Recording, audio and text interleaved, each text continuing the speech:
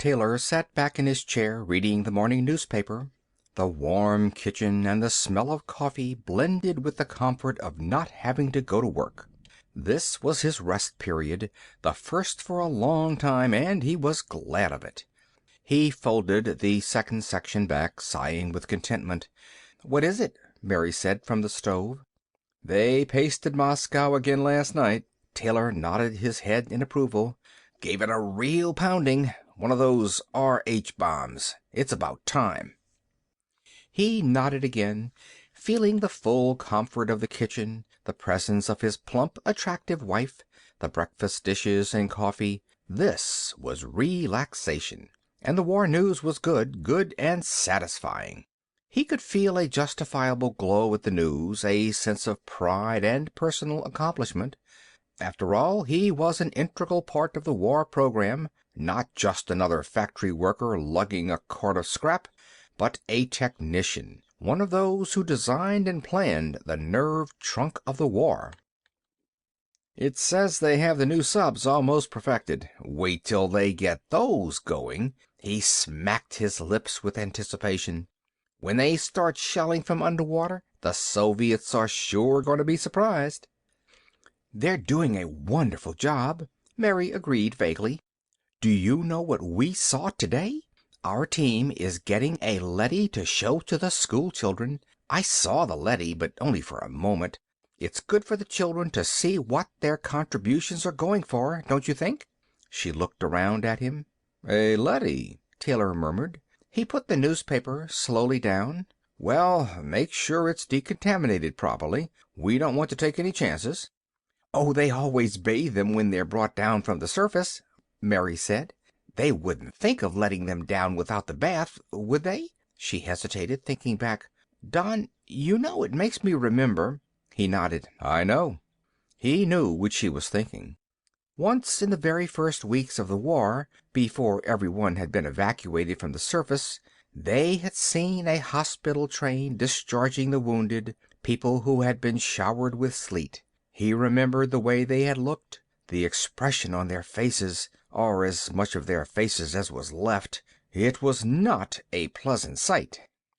There had been a lot of that at first, in the early days before the transfer to undersurface was complete.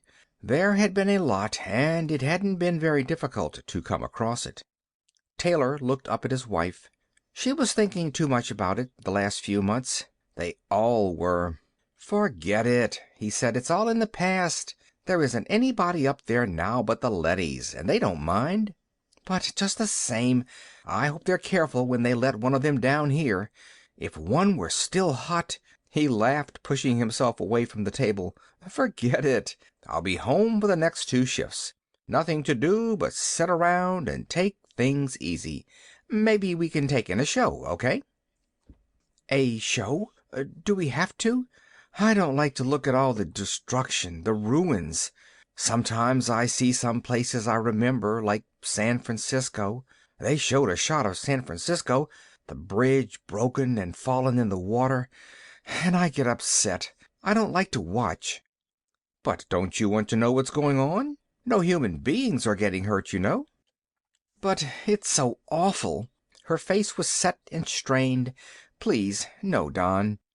Don Taylor picked up his newspaper sullenly.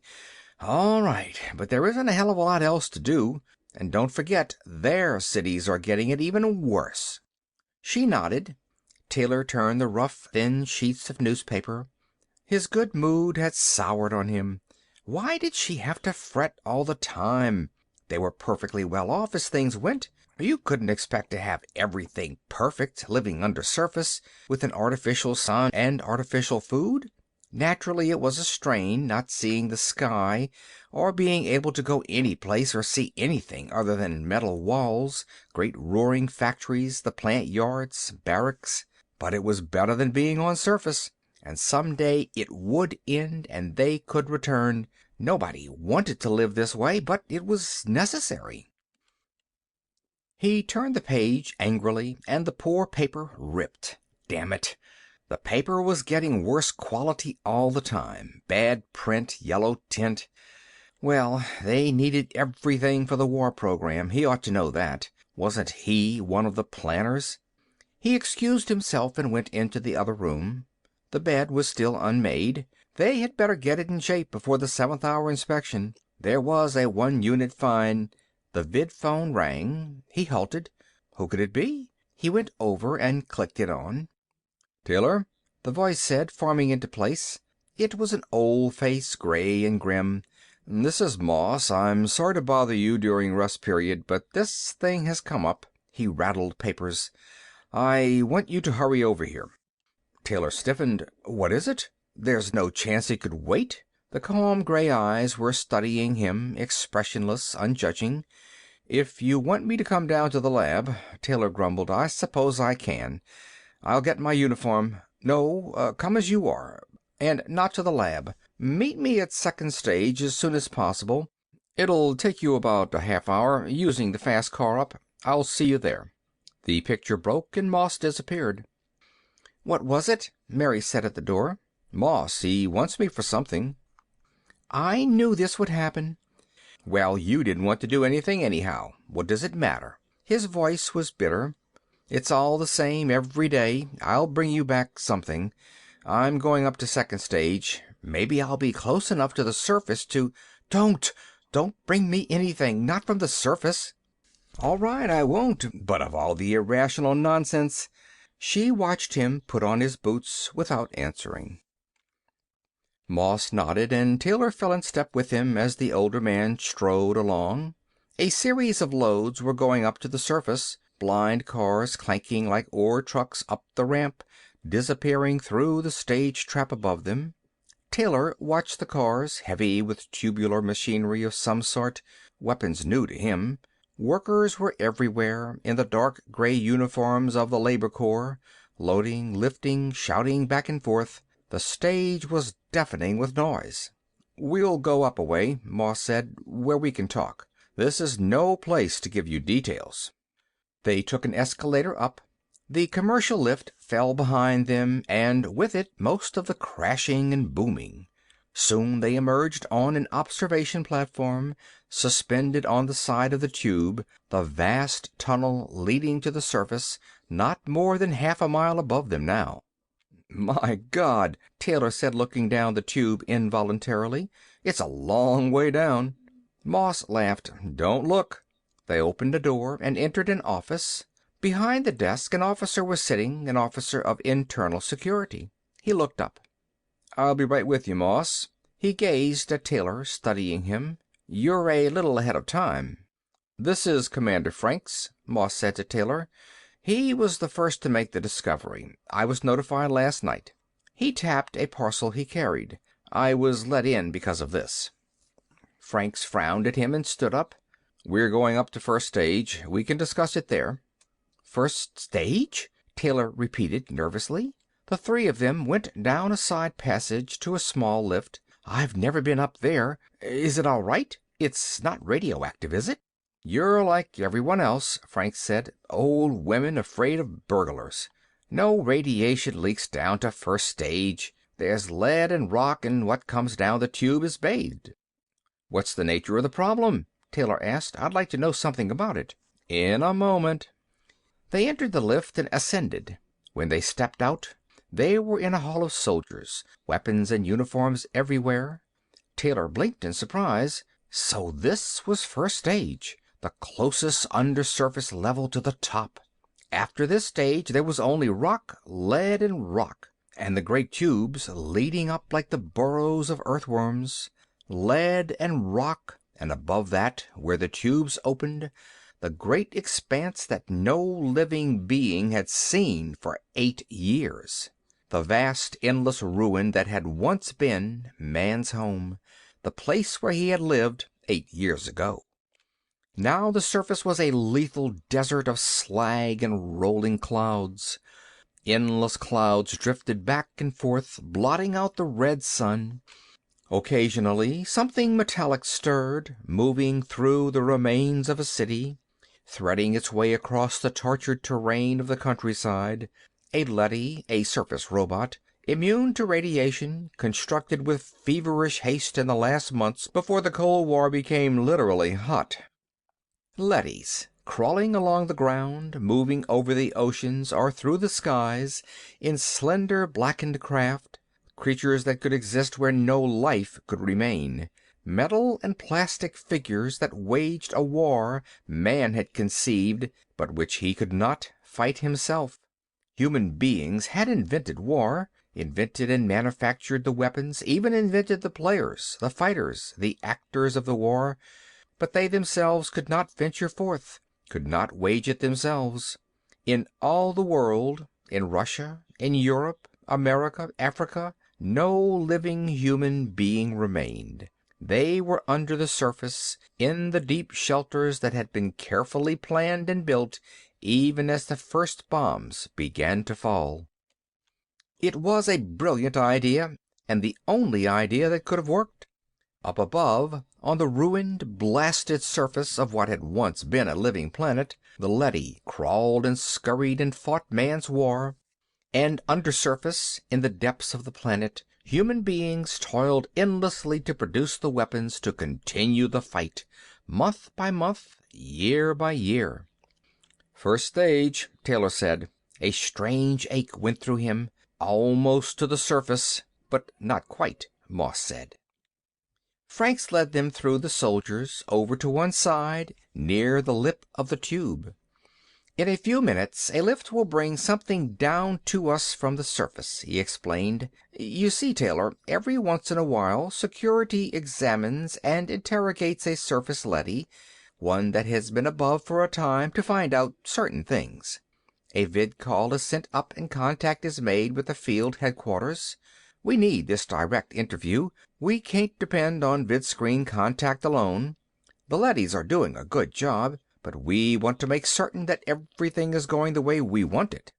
Franks faced Taylor and Moss and continued, "The lift will bring down a leady from the surface, one of the A-class leadys. There's an examination chamber in the next room, with a lead wall in the center, so the interviewing officers won't be exposed to radiation.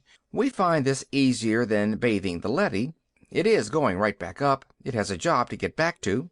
2 days ago, an A-class leady was brought down and interrogated. I conducted the session myself. We were interested in a new weapon the Soviets had been using, an automatic mine that pursues anything that moves. Military had sent instructions up that the mine be observed and reported in detail. The A-class leady was brought down with information. We learned a few facts from it, obtained the usual roll of film and reports, and then sent it back up. It was going out of the chamber back to the lift when a curious thing happened. At the time, I thought—" Franks broke off. A red light was flashing. "That downlift is coming." He nodded to some soldiers. "Let's enter the chamber. The leady will be along in a moment." "An A-class leady," Taylor said. "I've seen them on the show screens, making their reports." "It's quite an experience," Moss said. "They're almost human." Part 2. They entered the chamber and seated themselves behind the lead wall. After a time, a signal was flashed, and Franks made a motion with his hands. The door beyond the wall opened.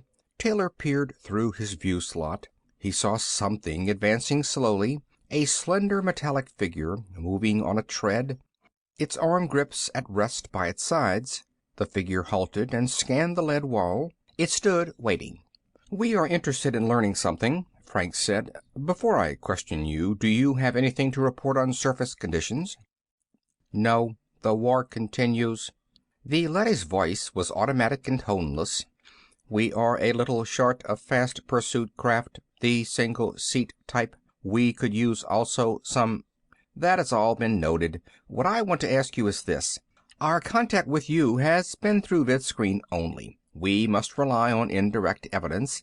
Since none of us goes above, we can only infer what is going on. We never see anything ourselves. We have to take it all second-hand. Some top leaders are beginning to think there's too much room for error." "Error?" the leady asked. "In what way?" "Our reports are checked carefully before they're sent down. We maintain constant contact with you. Everything of value is reported. Any new weapons which the enemy is seen to employ—" "I realize that," Franks grunted behind his peep slot. But perhaps we should see it all for ourselves. Is it possible that there might be a large enough radiation-free area for a human party to ascend to the surface? If a few of us were to come up in lead-lined suits, would we be able to survive long enough to observe conditions and watch things? The machine hesitated before answering. I doubt it. You can check air samples, of course, and decide for yourselves. But in the 8 years since you left, things have continually worsened. You cannot have any real idea of conditions up there. It has become difficult for any moving object to survive for long. There are many kinds of projectiles sensitive to movement. The new mine not only reacts to motion, but it continues to pursue the object indefinitely until it finally reaches it, and the radiation is everywhere. I see.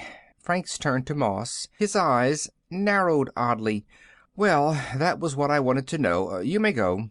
The machine moved back toward its exit. It paused.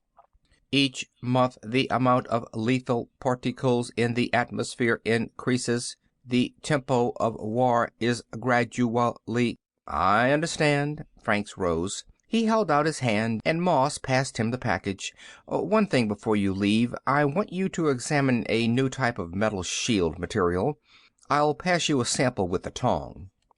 Franks put the package in the toothed grip and revolved the tong so that he held the other end. The package swung down to the leady, which took it. They watched it unwrap the package and took the metal plate in its hands. The leady turned the metal over and over. Suddenly, it became rigid. "All right," Frank said. He put his shoulder against the wall, and a section slid aside. Taylor gasped. Franks and Moss were hurrying up to the leady. "Good God," Taylor said, "but it's radioactive." The leady stood unmoving, still holding the metal. Soldiers appeared in the chamber. They surrounded the leady and ran a counter across it carefully. "Okay, sir," one of them said to Franks. "It's as cold as a long winter evening." "Good. I was sure, but I didn't want to take any chances." "You see," Moss said to Taylor, "this leady isn't hot at all. Yet it came directly from the surface without even being bathed." "But what does it mean?" Taylor asked blankly. "It may be an accident," Franks said. "There's always the possibility that a given object might escape being exposed above. But this is the second time it's happened that we know of. There may be others." "The second time?" "The previous interview was when we noticed it. The leady was not hot. It was cold, too, like this one." Moss took back the metal plate from the leady's hands. He pressed the surface carefully and returned it to the stiff, unprotesting fingers. "We shorted it out with this so we could get close enough for a thorough check. It'll come back on in a second now. We had better get behind the wall again." They walked back, and the lead wall swung closed behind them. The soldiers left the chamber. 2 periods from now," Franks said softly, "an initial investigating party will be ready to go surface side. We're going up the tube in suits, up to the top. The first human party to leave undersurface in 8 years." "It may mean nothing," Moss said, "but I doubt it. Something's going on, something strange. The leady told us no life could exist above without being roasted. The story doesn't fit." Taylor nodded. He stared through the peep slot at the immobile metal figure. Already the leady was beginning to stir. It was bent in several places, dented and twisted, and its finish was blackened and charred. It was a leady that had been up there a long time. It had seen war and destruction, ruin so vast that no human being could imagine the extent. It had crawled and slunk in a world of radiation and death, a world where no life could exist. And Taylor had touched it. "You're going with us," Frank said suddenly. "I want you along. I think the 3 of us will go." Mary faced him with a sick and frightened expression. "I know it. You're going to the surface, aren't you?" She followed him into the kitchen. Taylor sat down, looking away from her. "It's a classified project," he evaded. "I can't tell you anything about it." You don't have to tell me. I know. I knew it the moment you came in. There was something on your face. Something I haven't seen there for a long, long time. It was an old look." She came toward him. "But how can they send you to the surface?" She took his face in her shaking hands, making him look at her. There was a strange hunger in her eyes. "Nobody can live up there. Look at this." She grabbed up a newspaper and held it in front of him. "Look at this photograph. America, Europe, Asia, Africa, nothing but ruins. We've seen it every day on the show screens, all destroyed, poisoned, and they're sending you up. Why? No living thing can get by up there, not even a weed or grass. They've wrecked the surface, haven't they? Haven't they?" Taylor stood up. "It's an order. I know nothing about it. I was told to report to join a scout party. That's all I know." He stood for a long time, staring ahead. Slowly he reached for the newspaper and held it up to the light. "It looks real," he murmured. "Ruins, deadness, slag. It's convincing. All the reports, photographs, films, even air samples. Yet we haven't seen it for ourselves, not after the first months." "What are you talking about?" "Nothing." He put the paper down. "I'm leaving early after the next sleep period. Let's turn in." Mary turned away, her face hard and harsh. "Do what you want. We might just as well all go up and get killed at once, instead of dying slowly down here, like vermin in the ground." He had not realized how resentful she was. Were they all like that? How about the workers toiling in the factories day and night endlessly? The pale, stooped men and women, plodding back and forth to work, blinking in the colorless light, eating synthetics. "You shouldn't be so bitter," he said. Mary smiled a little. "I'm bitter because I know you'll never come back." She turned away. "I'll never see you again, once you go up there." He was shocked. "What? How can you say a thing like that?" She did not answer. He awakened with the public newscaster screeching in his ears, shouting outside the building. "Special news bulletin. Surface forces report enormous Soviet attack with new weapons. Retreat of key groups. All work units report to factories at once." Taylor blinked, rubbing his eyes. He jumped out of bed and hurried to the vidphone. A moment later he was put through to Moss. "Listen," he said. "What about this new attack? Is the project off?" He could see Moss's desk, covered with reports and papers. "No," Moss said. "We're going right ahead. Get over here at once." "But—" "Don't argue with me." Moss held up a handful of surface bulletins, crumpling them savagely. "This is a fake. Come on." He broke off. Taylor dressed furiously, his mind in a daze. Half an hour later he leaped from a fast car and hurried up the stairs into the synthetics building. The corridors were full of men and women rushing in every direction. He entered Moss's office. "There you are," Moss said, getting up immediately. "Franks is waiting for us at the outgoing station." They went in a security car, the sirens screaming. Workers scattered out of their way. "What about the attack?" Taylor asked. Moss braced his shoulders. "We're certain that we've forced their hand. We've brought the issue to a head." They pulled up at the station link of the tube and leaped out. A moment later they were moving up at high speed toward the first stage.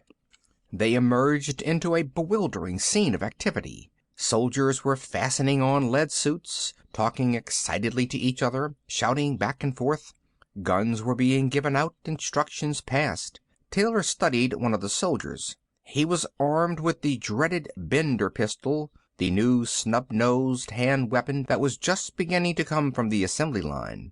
Some of the soldiers looked a little frightened. "I hope we're not making a mistake," Moss said, noticing his gaze. Franks came toward them. "Here's the program. The three of us are going up first, alone. The soldiers will follow in 15 minutes. "What are we going to tell the leadys?" Taylor worriedly asked. "We'll have to tell them something." "We want to observe the new Soviet attack." Frank smiled ironically. "Since it seems to be so serious, we should be there in person to witness it." "And then what?" Taylor said. "That'll be up to them. Let's go." In a small car they went swiftly up the tube, carried by anti-grav beams from below. Taylor glanced down from time to time. It was a long way back and getting longer each moment. He sweated nervously inside his suit, gripping his Bender pistol with inexpert fingers. Why had they chosen him? Chance, pure chance. Moss had asked him to come along as a department member. Then Franks had picked him out on the spur of the moment, and now they were rushing toward the surface, faster and faster. A deep fear, instilled in him for 8 years, throbbed in his mind. Radiation, certain death, a world blasted and lethal. Up, up the car went. Taylor gripped the sides and closed his eyes. Each moment they were closer, the first living creatures to go above the first stage. Up the tube, past the lead and rock, up to the surface. The phobic horror shook him in waves. It was death. They all knew that. Hadn't they seen it in the films 1,000 times? The cities, the sleet coming down, the rolling clouds. "It won't be much longer," Frank said. "We're almost there. The surface tower is not expecting us. I gave orders that no signal was to be sent." The car shot up, rushing furiously. Taylor's head spun. He hung on, his eyes shut. Up and up. The car stopped. He opened his eyes. They were in a vast room, fluorescent lit, a cavern filled with equipment and machinery, endless mounds of material piled in row after row. Among the stacks, leadys were working silently, pushing trucks and handcarts. "Leadys," Moss said. His face was pale. "Then we're really on the surface." The leadys were going back and forth with equipment, moving the vast stores of guns and spare parts, ammunition and supplies that had been brought to the surface. And this was the receiving station for only one tube. There were many others scattered throughout the continent. Taylor looked nervously around him. They were really there, above ground, on the surface. This was where the war was. "Come on," Frank said. "A B-class guard is coming our way." Part 3. They stepped out of the car. A leady was approaching them rapidly. It coasted up in front of them and stopped, scanning them with its hand weapon raised. "This is security," Frank said. "Have an A-class sent to me at once." The leady hesitated. Other B-class guards were coming, scooting across the floor, alert and alarmed. Moss peered around. "Obey," Frank said in a loud, commanding voice. "You've been ordered." The leady moved uncertainly away from them. At the end of the building, a door slid back. 2 A-class leadys appeared, coming slowly toward them. Each had a green stripe across its front. "From the Surface Council," Franks whispered tensely. "This is above ground, all right. Get set." The 2 leadys approached warily. Without speaking, they stopped close by the men, looking them up and down. "I'm Franks of Security. We came from undersurface in order to—" "This is incredible," one of the leadys interrupted him coldly. "You know you can't live up here. The whole surface is lethal to you. You can't possibly remain on the surface." "These suits will protect us," Franks said. "In any case, it's not your responsibility. What I want is an immediate council meeting so I can acquaint myself with conditions, with the situation here. Can that be arranged? You human beings can't survive up here, and the new Soviet attack is directed at this area. It is in considerable danger." "We know that. Please assemble the council." Franks looked around him at the vast room, lit by recessed lamps in the ceiling. An uncertain quality came into his voice. "Is it night or day right now?"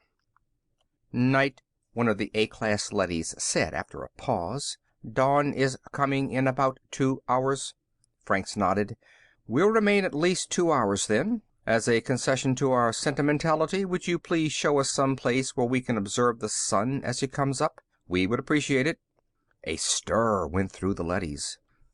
"It is an unpleasant sight," one of the leadys said. "You've seen the photographs. You know what you'll witness. Clouds of drifting particles blot out the light. Slag heaps are everywhere. The whole land is destroyed. For you it will be a staggering sight, much worse than pictures and film can convey." However it may be, we'll stay long enough to see it. Will you give the order to the council?" "Come this way." Reluctantly, the two leadys coasted toward the wall of the warehouse. The three men trudged after them, their heavy shoes ringing against the concrete. At the wall, the two leadys paused. "This is the entrance to the council chamber. There are windows in the chamber room, but it is still dark outside, of course. You will see nothing right now, but in 2 hours. Open the door," Franks said. The door slid back. They went slowly inside. The room was small, a neat room with a round table in the center, chairs ringing it. The three of them sat down silently, and the two leadys followed after them, taking their places. "The other council members are on their way. They have already been notified and are coming as quickly as they can. Again, I urge you to go back down." The leady surveyed the three human beings. "There is no way you can meet the conditions up here. Even we survive with some trouble ourselves. How can you expect to do it?" The leader approached Franks. "This astonishes and perplexes us," it said. "Of course we must do what you tell us, but allow me to point out that if you remain here—" "We know," Franks said impatiently. "However, we intend to remain, at least until sunrise." "If you insist." There was silence. The leadys seemed to be conferring with each other, although the three men heard no sound.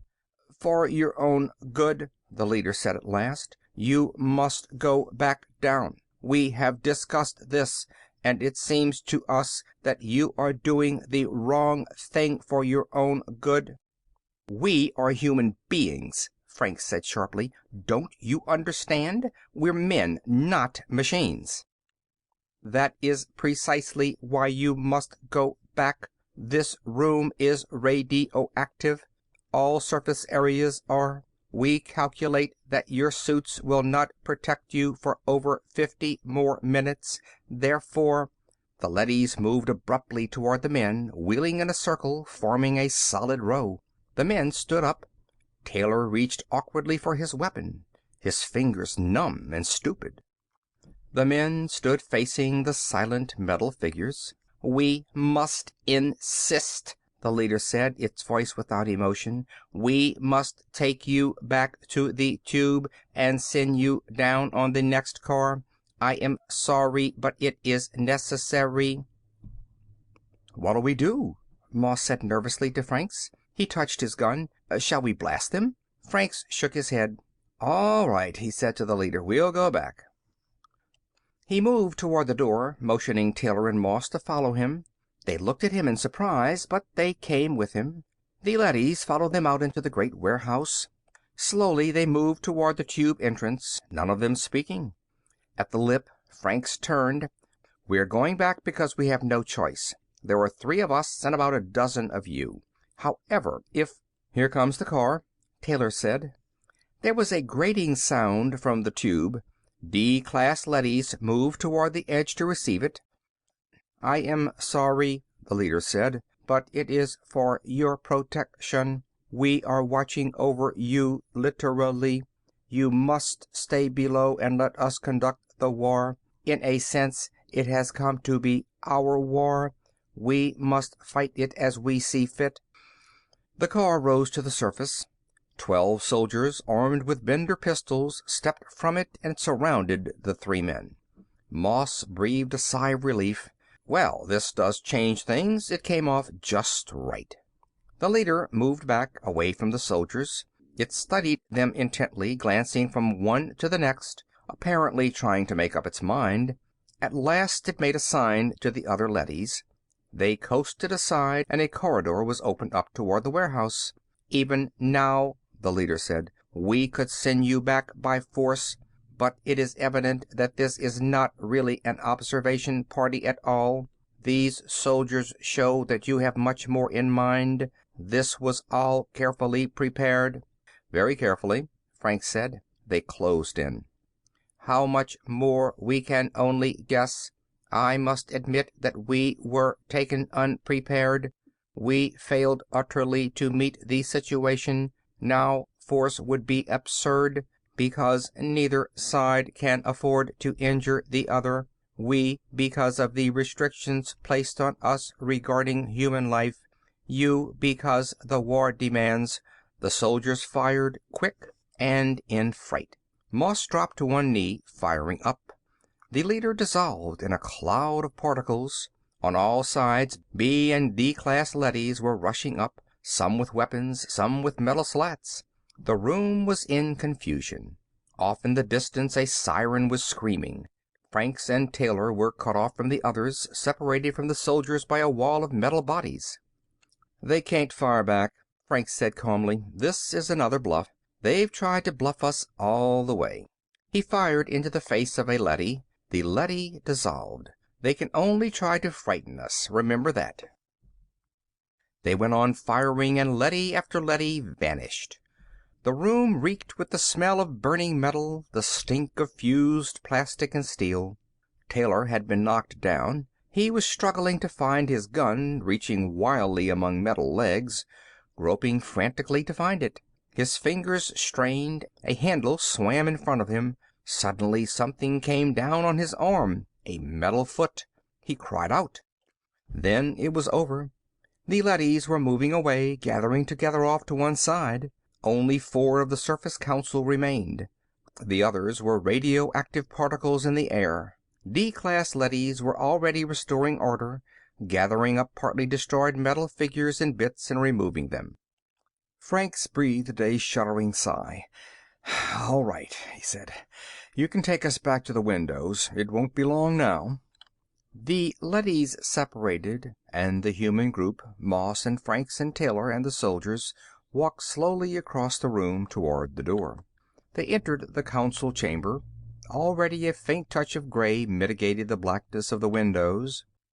"Take us outside," Franks said impatiently. "We'll see it directly, not in here." A door slid open. A chill blast of cold morning air rushed in, chilling them even through their lead suits. The men glanced at each other uneasily. "Come on," Franks said. "Outside." He walked out through the door, the others following him. They were on a hill overlooking the vast bowl of a valley.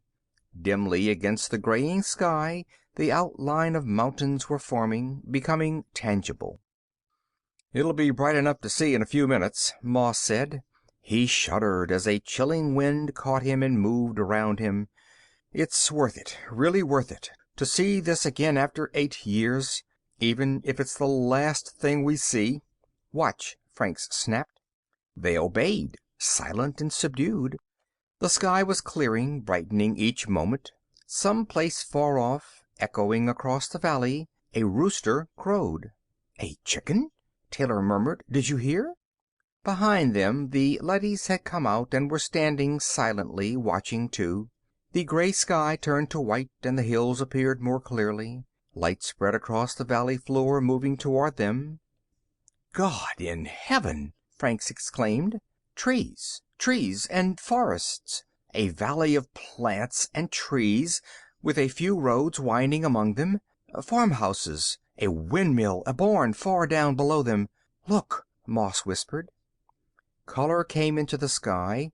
The sun was approaching. Birds began to sing. Not far from where they stood, the leaves of a tree danced in the wind. Franks turned to the row of leadys behind them. 8 years. We were tricked. There was no war. As soon as we left the surface... "Yes," an A-class leady admitted. "As soon as you left, the war ceased. You are right. It was a hoax. You worked hard under surface, sending up guns and weapons, and we destroyed them as fast as they came up." "But why?" Taylor asked, dazed. He stared down at the vast valley below. "Why?" "You created us," the leady said, "to pursue the war for you, while you human beings went below the ground in order to survive.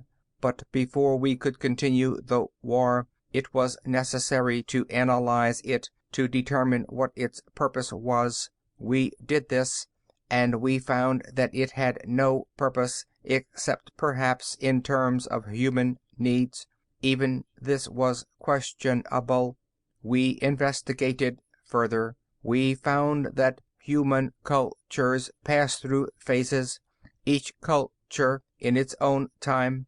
As the culture ages and begins to lose its objectives, conflict arises within it between those who wish to cast it off and set up a new culture pattern, and those who wish to retain the old with as little change as possible.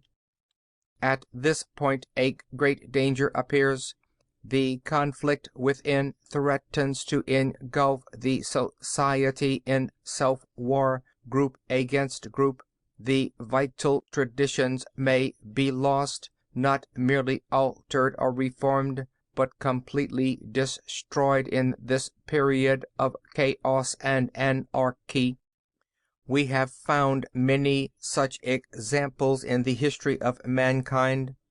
It is necessary for this hatred within the culture to be directed outward toward an external group, so that the culture itself may survive its crisis. War is the result.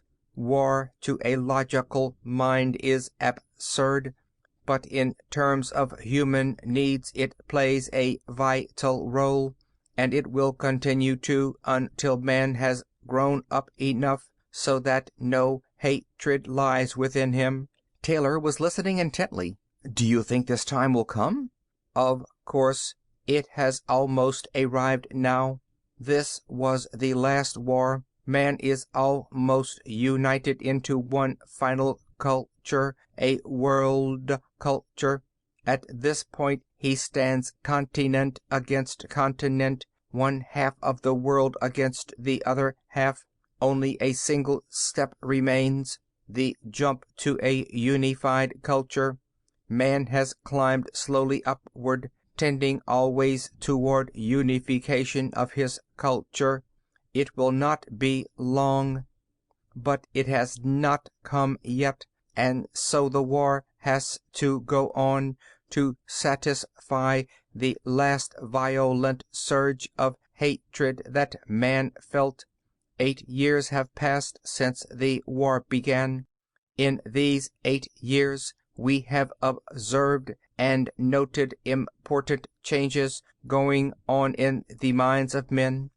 Fatigue and disinterest, we have seen, are gradually taking the place of hatred and fear. The hatred is being exhausted gradually over a period of time, but for the present the hoax must go on, at least for a while longer. You are not ready to learn the truth. You would want to continue the war. But how did you manage it? Moss asked. All the photographs, the samples, the damaged equipment. Come over here. The leady directed them toward a long, low building. Work goes on constantly. Whole staffs laboring to maintain a coherent and convincing picture of a global war. They entered the building. Leadys were working everywhere, poring over tables and desks.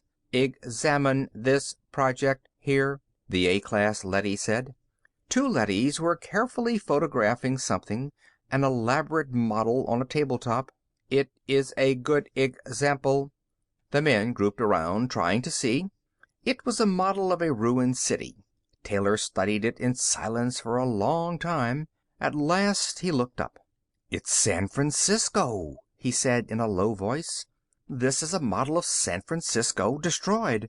I saw this on the vidscreen piped down to us. The bridges were hit." "Yes, notice the bridges." The leady traced the ruined span with his metal finger, a tiny spiderweb almost invisible.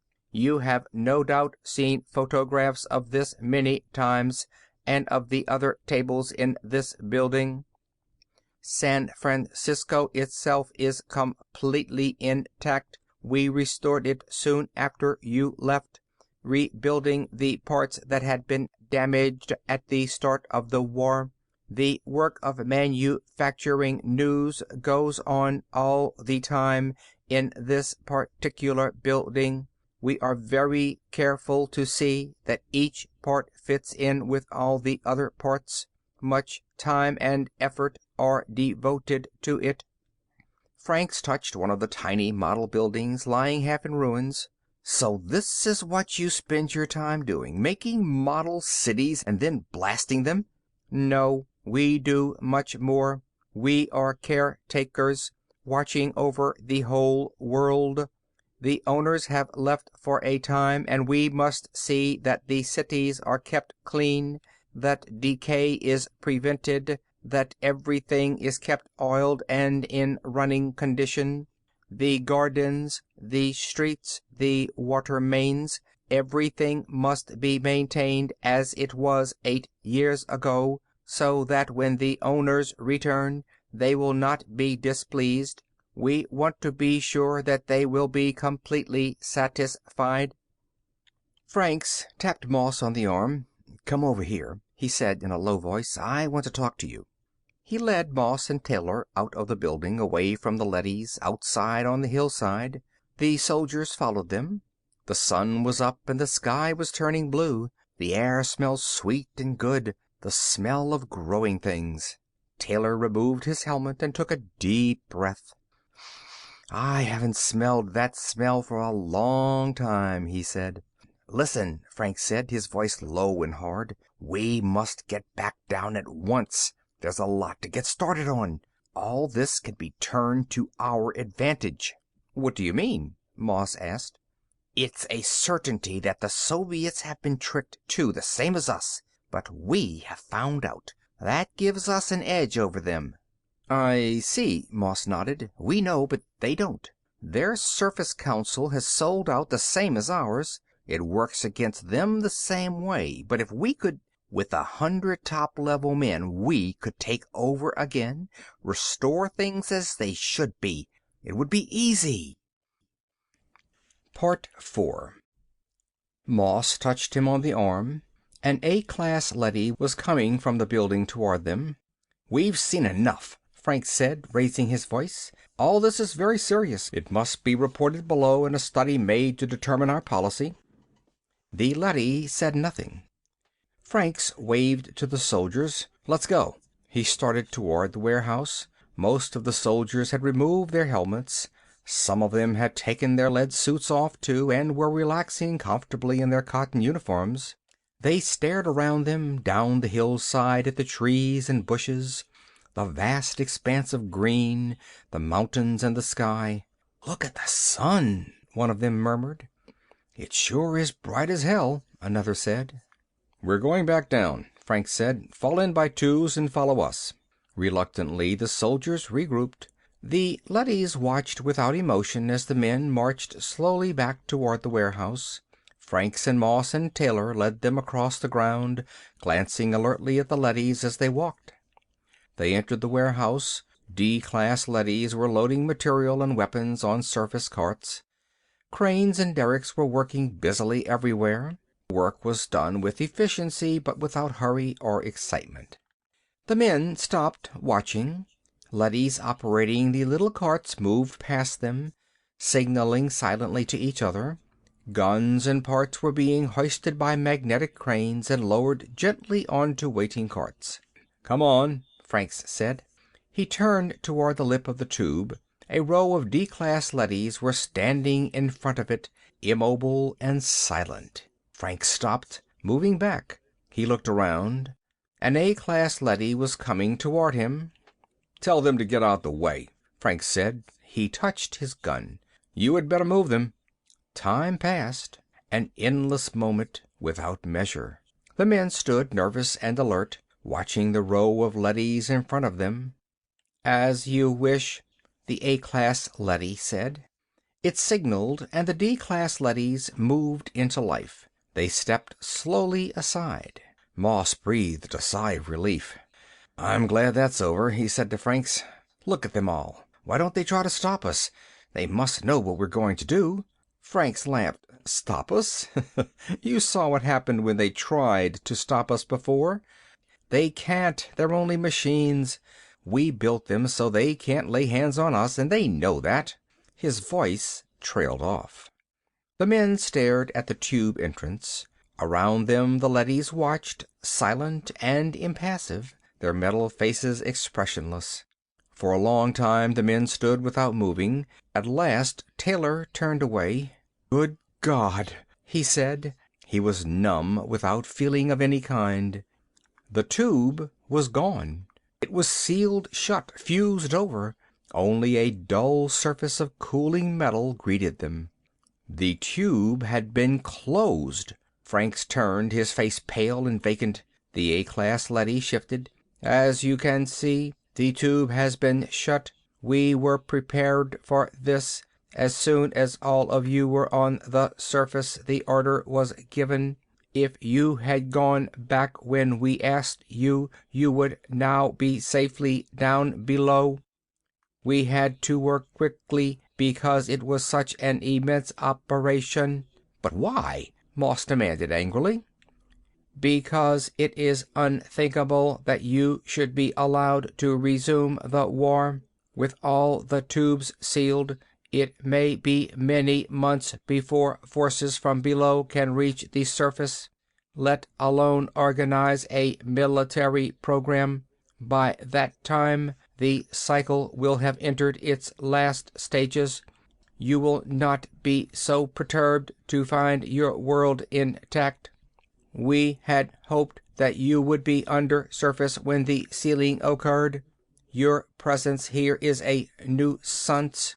When the Soviets broke through, we were able to accomplish their sealing without—" "The Soviets? They broke through?"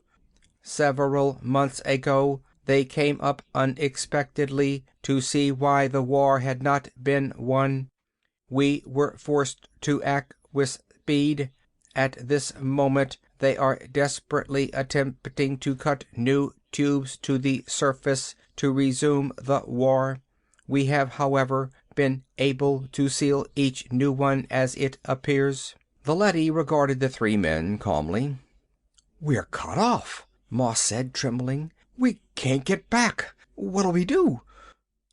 "How did you manage to seal the tube so quickly?" Franks asked the leady. "We've been up here only 2 hours." "Bombs are placed just above the first stage of each tube for such emergencies. They are heat bombs. They fuse lead and rock." Gripping the handle of his gun, Franks turned to Moss and Taylor. "What do you say? We can't go back, but we can do a lot of damage, the 15 of us. We have Bender guns. How about it?" He looked around.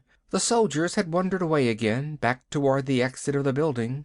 They were standing outside, looking at the valley and the sky. A few of them were carefully climbing down the slope. "Would you care to turn over your suits and guns?" the A-class leady asked politely. "The suits are uncomfortable, and you'll have no need for weapons. The Russians have given up theirs, as you can see." Fingers tensed on triggers. 4 men in Russian uniforms were coming toward them from an aircraft that they suddenly realized had landed silently some distance away. "Let them have it!" Frank shouted. "They are unarmed," said the leady. "We brought them here so you could begin peace talks." "We have no authority to speak for our country," Moss said stiffly. "We do not mean diplomatic discussions," the leady explained. "There will be no more. The working out of daily problems of existence will teach you how to get along in the same world. It will not be easy, but it will be done." The Russians halted, and they faced each other with raw hostility. "I am Colonel Borodov, and I regret giving up our guns," the senior Russian said. "You could have been the first Americans to be killed in almost 8 years." "Or the first Americans to kill," Franks corrected. "No one would know of it except yourselves," the leady pointed out. "It would be useless heroism. Your real concern should be surviving on the surface. We have no food for you, you know. Taylor put his gun in its holster. They've done a neat job of neutralizing us, damn them. I propose we move into a city, start raising crops with the help of some leadys, and generally make ourselves comfortable. Drawing his lips tight over his teeth, he glared at the A-class leady. Until our families can come up from undersurface, it's going to be pretty lonesome, but we'll have to manage. If I may make a suggestion, said another Russian uneasily. We tried living in a city. It is too empty. It is also too hard to maintain for so few people. We finally settled in the most modern village we could find. Here in this country, a third Russian blurted, we have much to learn from you. The Americans abruptly found themselves laughing. You probably have a thing or two to teach us yourselves, said Taylor generously, though I can't imagine what. The Russian colonel grinned. Would you join us in our village? It would make our work easier and give us company. Your village? Snapped Franks. It's American, isn't it? It's ours. The leady stepped between them. When our plans are completed, the term will be interchangeable. Ours will eventually mean mankind's. It pointed at the aircraft, which was warming up. The ship is waiting. Will you join each other in making a new home? The Russians waited, while the Americans made up their minds. I see what the leadys meant about diplomacy becoming outmoded, Frank said at last. People who work together don't need diplomats. They solve their problems on the operational level instead of at a conference table. The leady led them toward the ship. It is the goal of history, unifying the world, from family to tribe, to city-state, to nation, to hemisphere. The direction has been toward unification. Now the hemispheres will be joined and... Taylor stopped listening and glanced back at the location of the tube. Mary was undersurface there. He hated to leave her, even though he couldn't see her again until the tube was unsealed, but then he shrugged and followed the others. If this tiny amalgam of former enemies was a good example, it wouldn't be too long before he and Mary and the rest of humanity would be living on the surface like rational human beings instead of blindly hating moles. It has taken thousands of generations to achieve, the A-class leady concluded. Hundreds of centuries of bloodshed and destruction.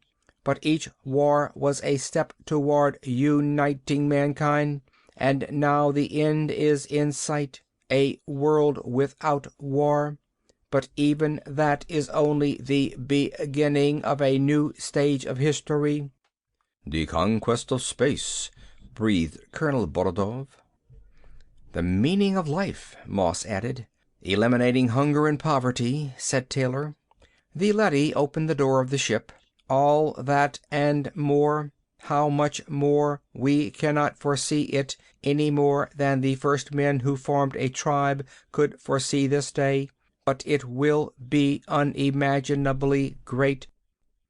The door closed, and the ship took off toward their new home. End of Part 4. End of The Defenders by Philip K. Dick.